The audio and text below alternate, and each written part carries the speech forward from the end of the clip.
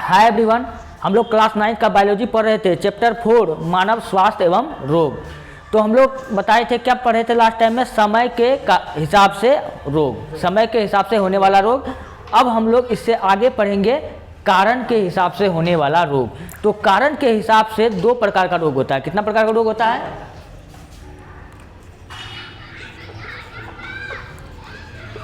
कारण के हिसाब से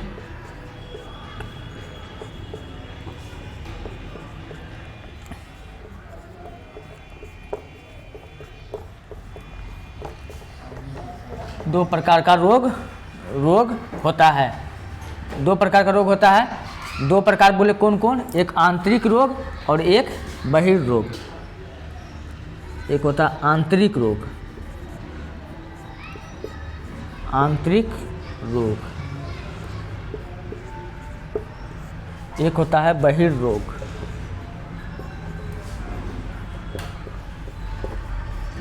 अब ये आंतरिक रोग को हम लोग दो भाग में बांट के पढ़ेंगे। कितना भाग में? दो भाग में। तो इसको अगर दो भाग में बांटेंगे तो एक को कहेंगे अनुवांशिक रोग,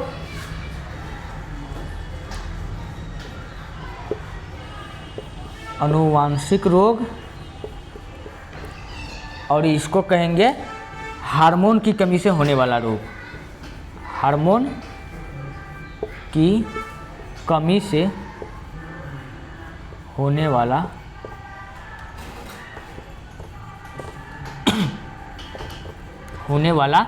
रोग। तो चलिए अब हम लोग देखते हैं अनुवांशिक के बारे में। किसके बारे में? अनुवांशिक। बात करें अगर अनुवांशिक की, तो अनुवांशिक शब्द किसने दिया था? वाटसन ने दिया था। कौन दिया था? वाटसन ने दिया था। अनुवांशिकी का पिता पूछे कौन है, तो ग्रेगर जॉन मेंडल। कौन? Gregor John Mendel. अब इस बात है कि इसको अनुवांशिकी का पिता हम लोग क्यों कहते हैं? क्योंकि पहली बार अनुवांशिकी का पता मटर के पौधे से कौन लगाया था? Gregor John Mendel. अब सवाल आ गया कि मेंडल, अगर कोई पूछ ले आखिर मेंडल ने मटर का पौधा का ही क्यों चुनाव किया, तो इसके लिए थोड़ा सा स्टोरी है, हम बता रहे हैं। तो मेंडल जो था ऑस्ट्रिया के बुरून शहर में, ऑस्ट्रिया के बुरून शहर में एक पादरी के रूप में काम करता था। तो वहाँ पर हुआ क्या कि जब एक दिन ध्यान में था तो उन्होंने मटर के पौधे को की ओर देखा। किसकी ओर देखा? मटर के पौधे की ओर। वहाँ मटर के पौधे को देखता रह गया तो पाया कि एक लंबा पौधा है और एक बौना पौधा है, मतलब एक लंबा पौधा है और एक छोटका पौधा है। तो अब कौन सा बड़ा बात हो गया भाई? लंबा है छोटका है तो कौन सा बड़ा का बात है? हम भी तो रोज एगो लंबा पौधा बड़ा पौधा देखते हैं, लेकिन नहीं, मेंडल जैसा आदमी अगर सोचा होगा अगर लंबा छोटा में, तो इतना बड़ा विद्वान आदमी तो जरूर कुछ ना कुछ कारण होगा। वो टेंशन में आ गया, आखिर ये पौधा लंबा क्यों है, ये पौधा छोटका क्यों है। तो उन्होंने पता लगाना स्टार्ट किया, उस पर सर्च करना स्टार्ट किया। जब उन सर्च किया उसको क्या पता चल गया कि जो ये लंबा वाला पौधा है आज इसका स्थिति अच्छा है, आज पर्यावरण इनको शूट कर रहा है, तो ये पौधा धरती पर जीवित है। लेकिन छोटका वाला पौधा के बारे में पता किया कि ये पौधा क्या हो रहा है, दिन दिन खत्म हो रहा है, इसका विकास खत्म हो रहा है, ये पौधा धरती से गायब हो रहा है। अब कैसे गायब हो रहा है? तो वो कहा कि अगर बाढ़ पानी आ गया तो पौधा पानी में दब गया तो पौधा क्या होगा? खत्म होगा। छोटा का पौधा क्या होगा? खत्म हो जाएगा। कोई बकरी आया, गाय माल आया, उसको चुबा के खा गया तो पौधा खत्म हो गया। तो अब मेंडल फिर परेशान हो गया कि आखिर फिर छोटका वाला पौधा क्यों खत्म हो गया। तो भाई मेंडल पूरा परेशान हो गया कि वो ये बात पता कर लिया आखिर छोटका वाला पौधा खत्म हो गया, क्या टेंशन हो गया, आखिर कौन सा ऐसा आफत वाला बात हो गया, छोटका वाला पौधा खत्म हो गया तो। लेकिन नहीं, मेंडल ने यह बात पता लगाया कि आज हम लोग का स्थिति जैसा, आज हम बड़का वाला पौधा को पर्यावरण शूट कर रहा था लेकिन हम लोग उस पर ध्यान नहीं दिए। ये पौधा क्या हुआ? ये पौधा आज उठ गया, आज यहाँ पौधा है नहीं, खत्म हो गया ये पौधा। बड़का वाला पौधा का तो विकास हो गया, छोटका वाला पौधा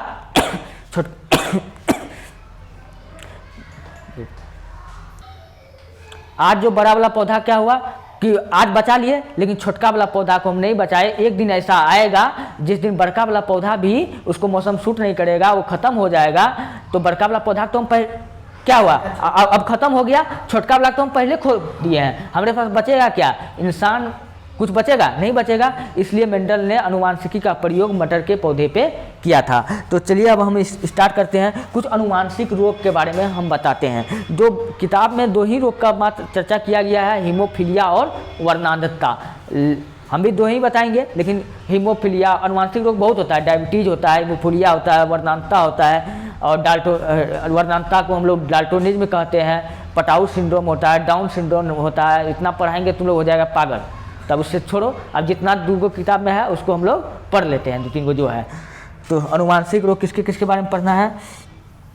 हीमोफीलिया, हीमोफीलिया,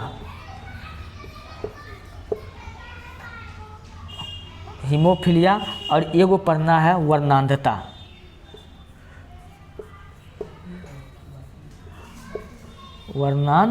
वर्णांधता। तो पूछेगा हीमोफीलिया कैसा रोग है? अनुवांशिक रोग है। हीमोफीलिया कैसा रोग है? अनुवांशिक रोग है। वर्णांधता कैसा रोग है? अनुवांशिक रोग है। अब ये बात है कि हीमोफीलिया क्यों अनुवांशिक रोग है, इसमें क्या होता है, आखिर क्या होता है? तो यकृत में जब चोट लग जाता है, तो चोट लगने पर हमारा 8वां क्रोमोसोम खराब हो जाता है। क्या खराब हो जाता है? 8वां क्रोमोसोम खराब हो जाता है, जिसके कारण रक्त का थक्का नहीं जमता है। रक्त का थक्का नहीं जमता है तो इसके कारण रोगी का मृत्यु हो जाता है। रोगी का क्या होता है? मृत्यु हो जाता है। अब बात करें कि यह बीमारी कहाँ से आया है। यह बीमारी सर्वप्रथम इंग्लैंड की महारानी एलिजाबेथ को हुआ था। किसको हुआ था? एलिजाबेथ को हुआ था। अगर एलिजाबेथ अगर कहीं पे ऑप्शन में ना दिखे तो महारानी विक्टोरिया जरूर होगा। तो आप लोग देख लीजिएगा, कोई किताब बता रहा है एलिजाबेथ, कोई बता रहा है विक्टोरिया, जो अच्छा लगे आप लोग देख लीजिएगा। हीमोफीलिया इसे शाही रोग या रक्तस्रावन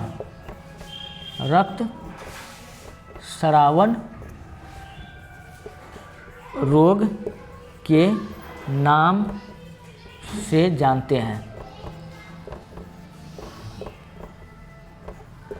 हीमोफीलिया में क्या होता है? 8वां यकृत में चोट लगने से यह बीमारी होता है। हीमोफीलिया क्यों होता है, पूछेगा क्यों, तो क्या बताना है? यकृत में चोट लगने के कारण होता है। चोट लगने के कारण होता है। कोई दिक्कत? और एक बात और लिख लो, इसमें रक्त का थक्का, ये बीमारी का लक्षण क्या होता है? रक्त का थक्का नहीं जमता है। रक्त का थक्का नहीं जमता है। पहले बता चुके हैं ये रक्त का थक्का क्यों नहीं जमता है, और सभी बताए थे। रक्त को जमाने में टोटल 14 प्रकार का तत्व का जरूरत है। बहुत आदमी को पता होगा 2 गो, लेकिन अभी जितना है उतना हम लोग पता। रक्त का थक्का नहीं जमता है।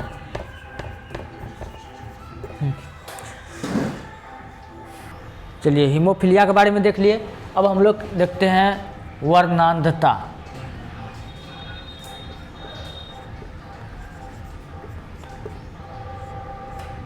इसको डाल्टोनिज्म रोग कहते हैं। क्या कहते हैं? इसको डाल्टोनिज्म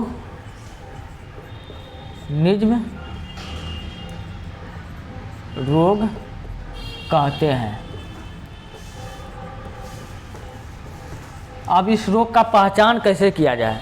इस सब में तुम लोग में से कौन कौन भाग खेसारी भाग फिल्म देखा है? भाग खेसारी भाग, हाँ।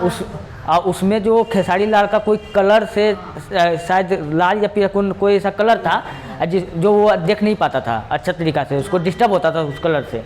तो ये होता है कि लाल नीला और हरा, लाल नीला और हरा, ये तीनों रंग को स्पष्ट नहीं देख पाता है। जो वर्णांधता का रोगी होगा वो लाल हरा नीला रंग को स्पष्ट नहीं देख पाएगा। तो वर्णांधता का रोगी का लक्षण क्या होता है? लाल हरा और नीला रंग को स्पष्ट नहीं देख सकता है, स्पष्ट नहीं देख सकता है।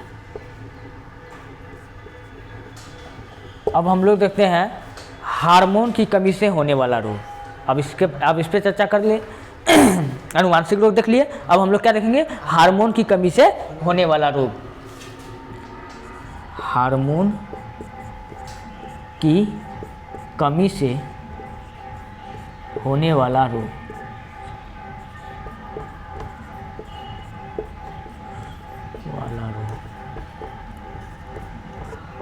हमारे इसमें हमको पढ़ना है अग्नाशय के बारे में। किसके बारे में? अग्नाशय। बात करें अग्नाशय का तो इसका वजन होता है 50 से 85 ग्राम।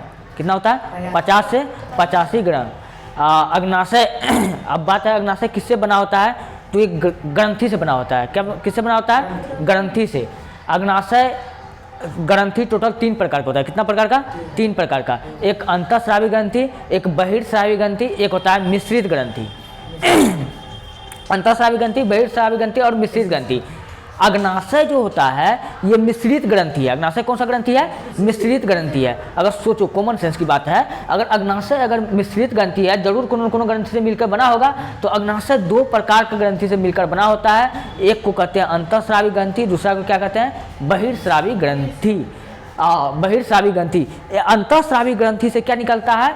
हार्मोन। हार्मोन क्या निकलता है? हार्मोन। अंतःस्रावी ग्रंथि से हार्मोन निकलता है, बहिर्स्रावी ग्रंथि से हार्मोन नहीं निकलता है। तो कौन सा हार्मोन निकलता है? जब पूछा इंसुलिन हार्मोन। कौन सा हार्मोन? Insulin hormone. तो हम क्या बताएं, अग्नाशय से कौन सा हार्मोन निकलता है? Insulin hormone. इंसुलिन हार्मोन की कमी से कौन सा रोग होता है? मधुमेह, चीनी रोग, मधुमेह रोग या चीनी रोग। इस चीनी रोग को हम लोग कहते हैं धीमी मौत। इसका कोई इलाज नहीं है। अगर है इसका कोई इलाज, एक बार इंसान को जिसको हो जाए वो राम नाम सत्य है उसका। तो क्या बताएं अब हम लोग, हार्मोन की कमी से होने वाला रोग। हार्मोन की कमी से होने वाला रोग। अग्नाशय के बारे में पहले जान लेते हैं। अग्नाशय। अग्नाशय अग्नाशय कैसा है? एक मिश्रित ग्रंथि है। कैसा है? मिश्रित ग्रंथि है ना? मिश्रित ग्रंथि है। अब ये मिश्रित ग्रंथि है तो 2 चीज़ से मिलकर बना होगा। एक अंतःस्रावी ग्रंथि से होगा, अंतःस्रावी ग्रंथि से मिलकर बना होगा, और एक बहिर्स्रावी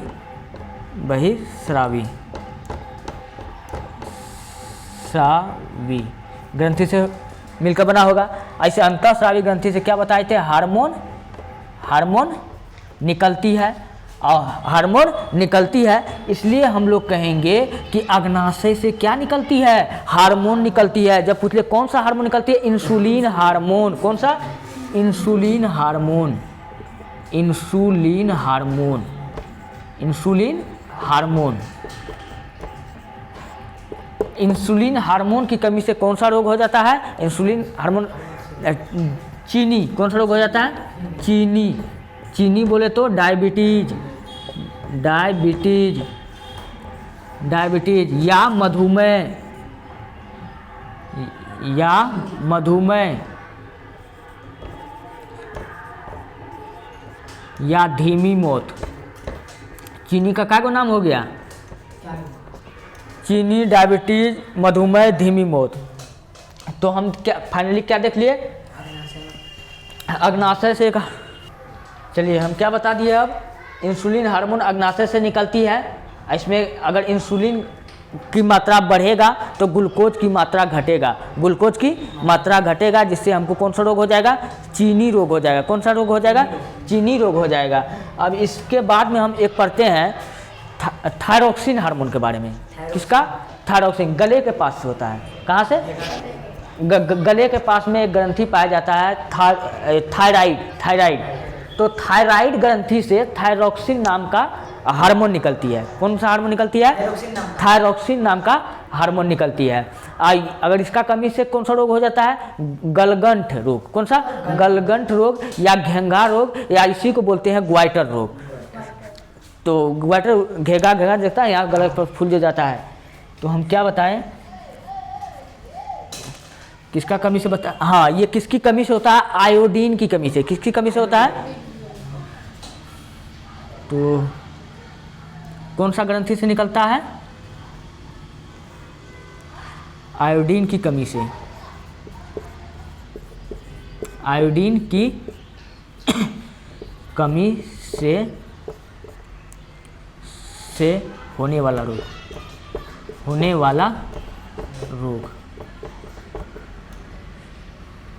कौन सा रोग हो जाएगा? गलगंठ। गला का पास होता है तो इसलिए इसको क्या कहते हैं? गलगंठ या ग्वाइटर या घेंघा रोग।